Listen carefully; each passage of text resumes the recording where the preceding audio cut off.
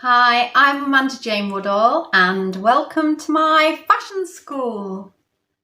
So a common complaint that I hear when it comes to the fashion industry is a dissatisfaction with current fashion trends, with many people feeling very lost in the very fast moving trends that are often unflattering, impractical and not fitting within our daily lives. So I have spent some time compiling some ideas and techniques on how we can appear very fashionable and on trend, but without feeling overwhelmed and exhausted. What are trends? So the meaning of fashion trend has taken on a new direction since about 2010 when we saw the rise of social media. The original use of trends was clearly defined as eras of taste and style that translated into our popular culture. So we would think about classifications such as pop, punk, grunge and goth being very easily recognised as their own genre within a bigger trend cycle. And this would span across the board of culture, from film to fashion to music to lifestyle. However, now trend has evolved into trending, which is a very fast and changeable daily internet mechanic that pushes certain ideas and leads to a spike in their popularity. And we can see this with viral fashion trends such as cottagecore and e-girl, and also in world events like the Will Smith slap at the Oscars, which then turned into a trending topic and also a trending TikTok sound. And the main difference in these two things are speed and authenticity. So in essence, when something is trending too fast, then it loses some of its context or intent. And the main problem with this, when we're talking in terms of fashion, is that we are not machines and we are not able to cope with the volume of information at this kind of a speed, and it makes us feel very unconfident in making style decisions because something that we invest in one day can easily become out of date the next day. So should we just ditch trends? Let's consider the positives and negatives of trends, and then we can find out what works for us. So a major problem that I can see in following trends is the lack of diversity in the promotion of trending garments and styles. For example, the euphoria look has become incredibly viral due to the energetic and interesting characterizations within the show. However, this trend is very youth-focused as it features figure-hugging and revealing silhouettes that seem more suited to fantasy than our everyday lives. This fashion trend works incredibly well for a certain demographic of people in a more photographic or creative setting. And on the flip side, trends can give some structure, it can generate ideas and give us a set of rules to follow. And this is why choosing an aesthetic or a subculture to follow is very appealing to some people because it gives them a clear definition of what style they should follow and rules to abide by. And the problem with that is fashion is a reflection of our entire self. So it can be very changeable because we have different moods, we need to perform different tasks, and sometimes the aesthetic that we want is not appropriate for the task that we have to do. So I'm here to help with a few examples of how you can get inspiration while still considering yourself and your lifestyle, because these examples you can be as rigid or take them as loosely as you like. The 20-year rule.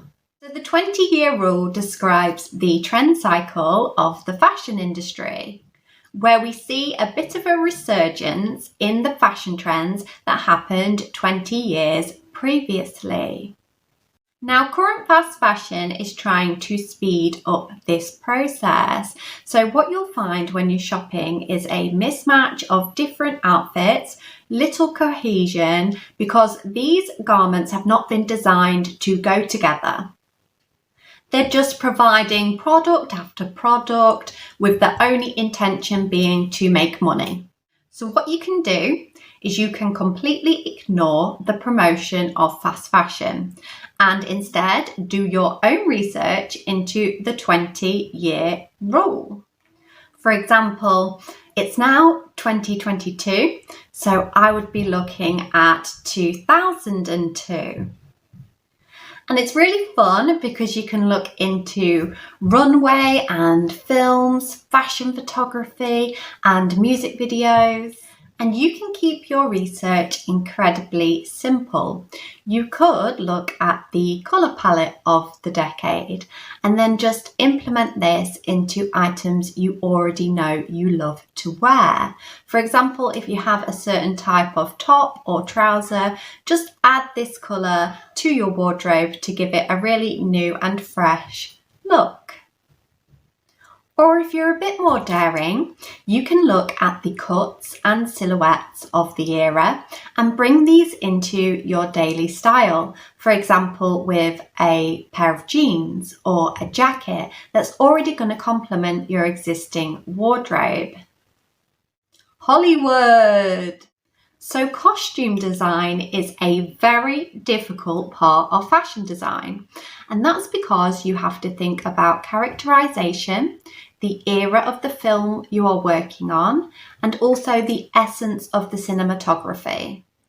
And for this reason, you can find excellent, timeless looking outfits by just watching and studying what people wear in film. And we saw this happen recently when people revisited the film Clueless, in particular the yellow plaid skirt and suit set. So make a quick note of the kind of style personality that you want to achieve and then find a film that matches that essence. And then all you have to do is watch that film and you will feel so inspired and have direct references to copy from. Models. So this is probably the easiest method to follow if you want to look really current and up to date. Fashion models are at the epicenter of the fashion industry, and this is because they spend all their time with designers and they are experts in style and upcoming fashion. So taking a look at what fashion models are wearing off the runway can give us a little insight into what's coming up in the next few years.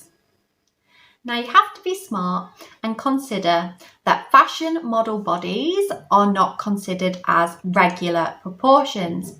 These models are very tall and very thin, and this means that the clothing that looks good on them will need adjusting or tweaking to look good on different body types. So don't focus on the body. What I would suggest is to find models who have similar coloration to you, and that way we can have a look at what colours might suit us, what accessories might make us look really exciting, and also what cuts and silhouettes are going to be coming into fashion that we can then experiment with. What have we learned? So my intention with this video was to educate you, because with education of trends, we can start to feel much more confident. Clothing is something that directly affects our mood and our self-worth. And this is why I think that we should give ourselves some time to learn about how to style ourselves in a way where we don't feel unfashionable and inadequate. Build yourself a source of inspiration away from fast fashion adverts and fashion influencers. And this means that you're not going to be overspending on clothing that doesn't actually suit you.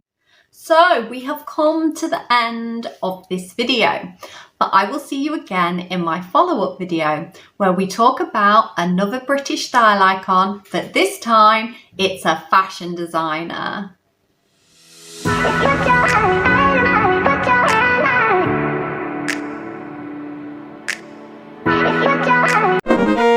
And on the flip side of this, rules, no.